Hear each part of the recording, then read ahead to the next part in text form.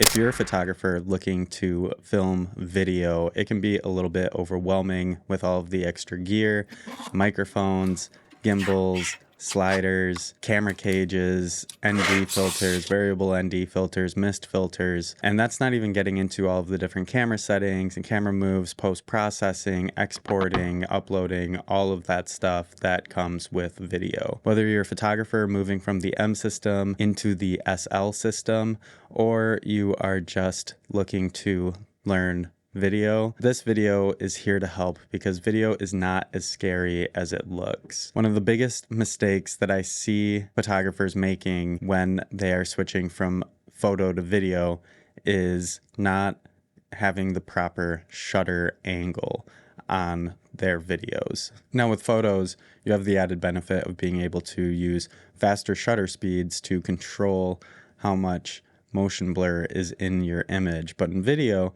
you really want to have that motion blur so that you can capture things naturally and it's not going to be jarring or jittery. You are able to capture motion naturally, and that is with the 180 rule. So when you set your shutter speed, you want to make sure that it is double whatever your frame rate is. So if you're shooting 24 frames per second, make sure that your shutter speed is set at 1/50th of a second.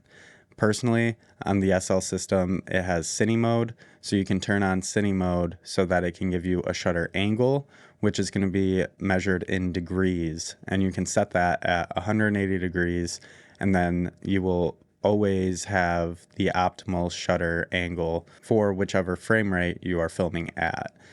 Now, the different frame rates have different reasons to film them. I film almost everything in 24 frames per second, 23.976 to be exact. But you can shoot in slow motion at a higher frame rate. You can do 60 frames per second or 120 frames per second, 180 frames per second. All that does is records more frames per second, as that name entails. And then you can slow it down in post and get smooth, slow motion footage. The second mistake I see photographers making is not shooting in log format. Now, if log seems scary and you are filming with Leica SL cameras, I do have a free plugin for DaVinci Resolve that you can download down below. And DaVinci Resolve is a free editing software. It's what I use to edit all of my videos on. It is a professional editing software, and it will do 100% of what you need it to do. So if you are nervous about setting up log and filming in log, just download my free power grade down below, and that will get you really far in the process. One of the benefits of moving to video as a photographer is you already have a lot of the basic camera knowledge down. You know how to set proper exposure, and all you have to do is make the switch to setting your shutter speed correctly and then adjusting all of the settings around it. Now, if you want to have that nice soft background and separate your subject, then you're going to need to put an ND filter on your camera. ND filters are, I'm sure a lot of photographers have ND filters. They're pretty standard filters, and that's just going to block the amount of light that's coming into your sensor, allowing you to shoot at that lower shutter speed. The other benefit that you have as a photographer is you already know how to tell a story through images. Then you just move it into video and you're able to continue telling a story in that way. The story is always going to be king. That's in photography, that's in filmmaking.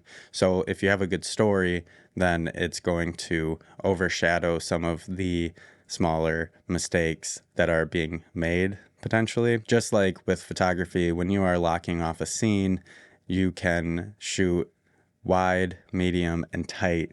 So get an establishing shot in video, get a medium shot, just a normal perspective, and then getting detailed, tight shots. It brings together your video and gives a lot more depth and a lot more interest. If there's one thing that you take away from this video, it is just switch over to the video setting on your camera and practice. Just like when you were starting photography, you probably had to practice a lot to get to a point where you were happy with your work. That's the same thing with video.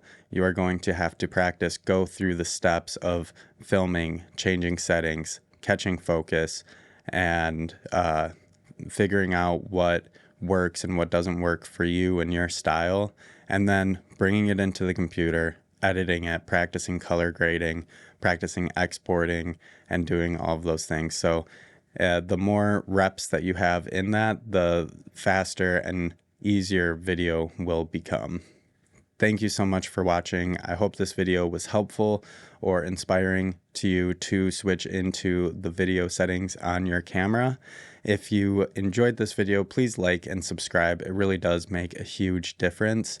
And if you want to support this channel, I have my Essentials preset pack down below for photography in Lightroom. It also works on Lightroom Mobile, and these are the presets that I use on every single one of my photos. Thank you so much for watching. I'll see you in the next video.